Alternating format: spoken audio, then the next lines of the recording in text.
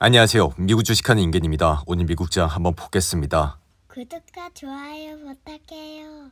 오늘 시장은 트럼프가 유럽연합에 대해 높은 관세를 부과하기를 원한다는 소식으로 3대 지수는 혼조세로 마감했지만 나스닥은 이날도 소폭 상승하면서 다시 한번 신고가를 달성하는 모습을 보여줬습니다.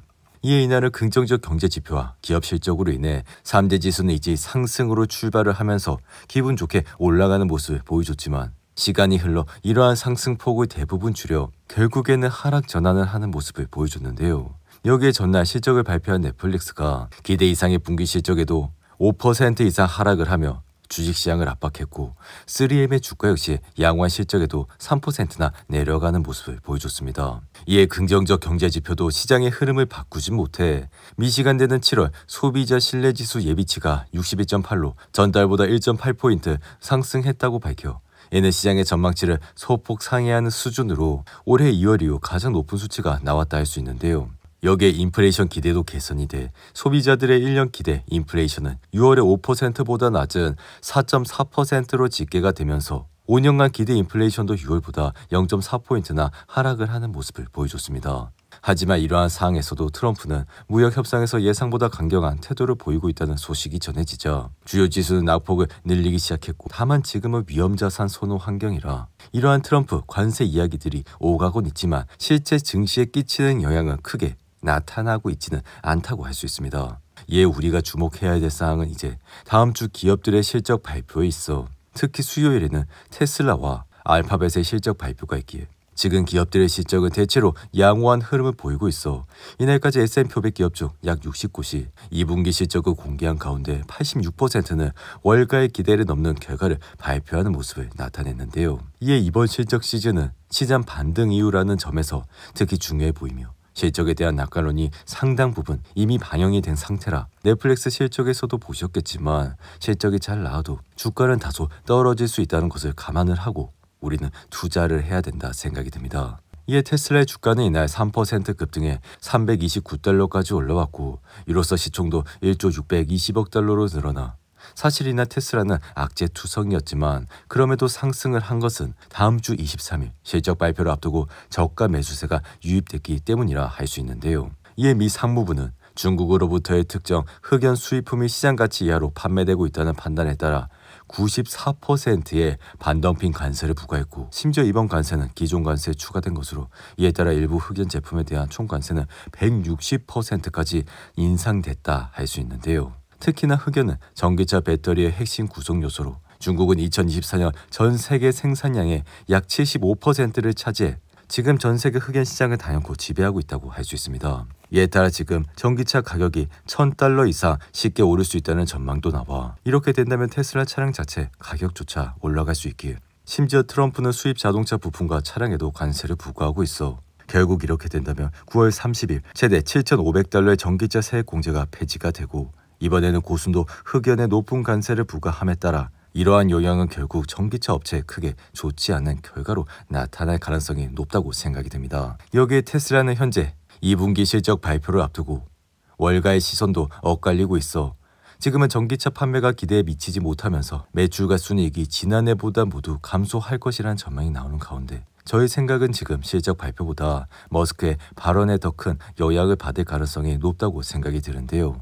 이에 테슬라의 2분기 매출은 229억 달러로 전년 동기 대비 10%나 감소할 것으로 추정이 돼 주당 순이익 역시 0.43달러로 1년 전보다 약 20%나 떨어질 것으로 예상을 하고 있습니다. 여기에 UBS는 테슬라가 여전히 근본적으로 과대평가가 되고 있다며 목표 주가를 215달러로 유지했고 이는 최근 주가 대비 34%가량 낮은 수치라 여기에 JP모건은 이보다 더 보수적으로 접근해 목표 주가를 115달러로 잡았고 이미 여러분들도 아시겠지만 JP모건은 그렇게 테슬라의 우호적인 입장이 아니라 예전에도 이렇게 목표 주가를 낮게 잡는 모습을 보여 크게 신경을 쓸 필요는 없다고 생각이 듭니다.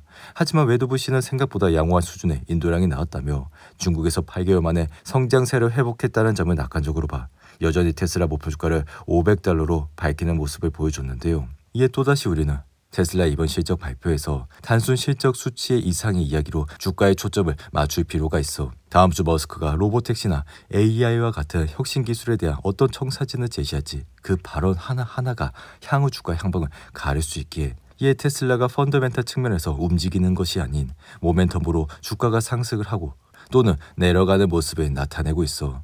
이렇게 된다면 정말 테슬라를 장기적으로 투자를 하는 것은 굉장히 어려운 선택이라고 할 수 있습니다.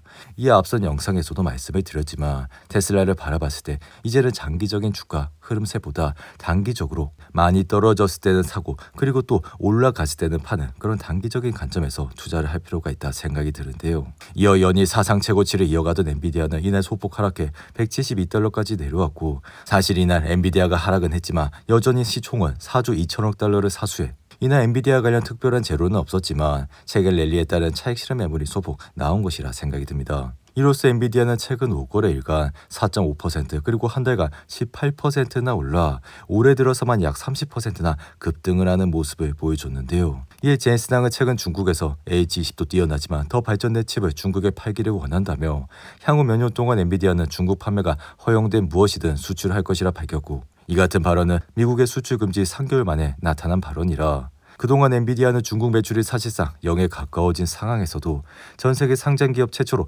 시가총액 4조 달러를 넘어 이제는 대중 수출마저 재개됨에 따라 앞으로도 글로벌 테크 시장에서 한층 더 독보적인 지위를 구축할 것이라 생각이 듭니다.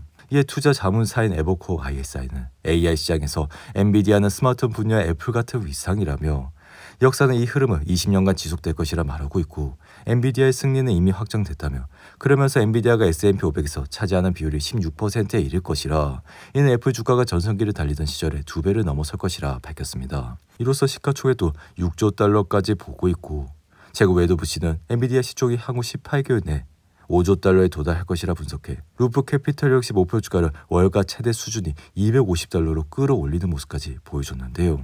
여기에 우리가 지금 주목해야 될 사항은 트럼프의 감세 패키지인 하나의 크고 아름다운 법안은 승인이 됐고 이를 엔비디아에 굉장히 긍정적으로 작용할 예정이라 이 법안은 법인세 인하와 국가 전략 산업에 대한 세제 감면 혜택을 골자로 하기에 특히 데이터 센터와 인프라 투자에 대해 100% 보너스 강가 상각을 허용해 투자 첫해 전액 비용을 처리도 할 수 있고 AI 개발과 생산에 투입되는 연구개발 비용을 즉시 공제받을 수 있는 내용이 포함됐다는 사실을 우리는 꼭 잊지 말아야 한다 생각이 듭니다. 이에 따라 빅테크의 AI 인프라 투자 여력이 확대되면서 업계 전반적으로 인공지능 경쟁이 가속화될 예정이라 결국에는 이러한 수요는 엔비디아에게 그대로 전가가 될 수 있다 생각이 드는데요.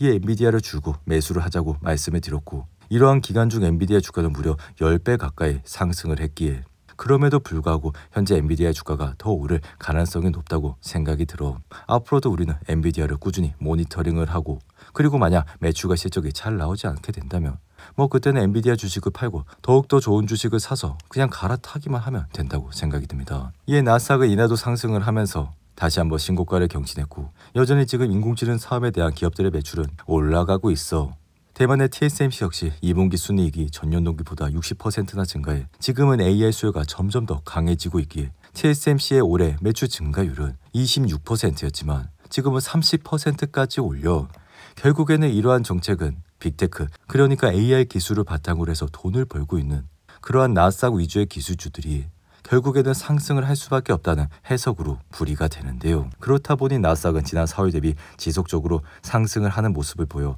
아래 왼쪽에 보이시는 RSI는 73까지 올라오는 모습을 보여주고 있습니다. 이에 통상 미국 주식은 9월과 10월 좋지 않은 모습을 보여줬기에 지금은 RSI도 73까지 올라와 점점 더 과열 상태에 올라가고 있는 모습을 보여주고 있는데요. 이에 따라 최근 몇 주간 발표된 조치만으로 관세율은 곧 20% 사이로 올라갈 수 있다는 분석이 나오기에 게다가 기업들은 관세 부과 전 재고를 대량으로 쌓아서 가격을 빨리 높이지 않을 수도 있었고 이러한 상황에 지금은 매물들이 거의 다 팔렸기 때문에 3분기에는 더는 재고 효과도 없을 것이라 예상이 됩니다. 이에 따라 관세가 경제 그리고 기업 실적에 미치는 영향은 대부분 3분기, 4분기에 나타날 예정이라 만약 그러한 시기에 시장이 약 10% 가까이 떨어지게 된다면 우리는 또다시 좋은 기업들을 차근차근 모아가면 된다 생각이 드는데요. 그리고 이날은 트럼프가 지니어스 법을 통과시키면서 달러 연동 스테이블 코인의 잠재력 실현을 명확히 하고 이제는 발행 기업들이 단기 국채와 같은 안전자산의 달러와 동일한 가치의 준비금을 보유할 수 있어 결국에는 이러한 법안은 발행사의 규제 명확성을 부여하고 디지털 자산의 혁신과 확산을 촉진할 것이라 생각이 됩니다. 이에 비트코인은 여전히 신고가 부근에서 흐름을 이어가고 있고 지난 4월 7만 4천 달러까지 떨어졌던 비트코인은 단번에 12만 달러까지 올라 결국에는 앞으로도 우리는 비트코인과 같은 글로벌 자산을 꾸준히 모아가야 된다 생각이 드는데요. 여기에 팔란티어는 이날 소폭 하락을 하면서 153달러로 마감을 했지만 여전히 상승세를 이어가고 있고 아래 보이시는 RSI는 67로 지금의 주가는 그렇게 과열된 상태는 아닌 것을 확인할 수 있습니다.